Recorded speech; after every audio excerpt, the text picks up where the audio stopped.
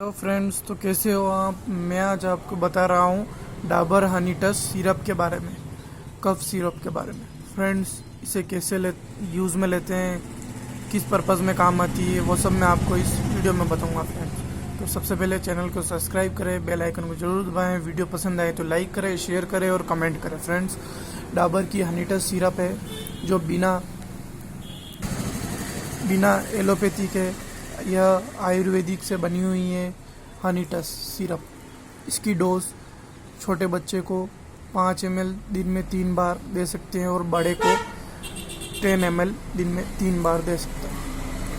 यह जल्द खांसी में आराम मिलाएगी और इसमें तुलसी, मुलेठी एवं अदरक मिला हुआ है।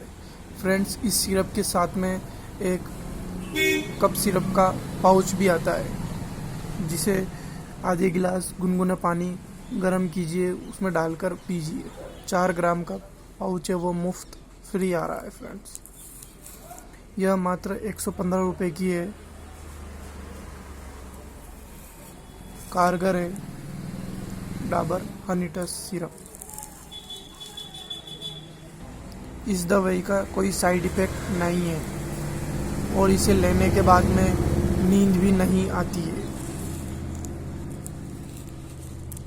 Okay friends.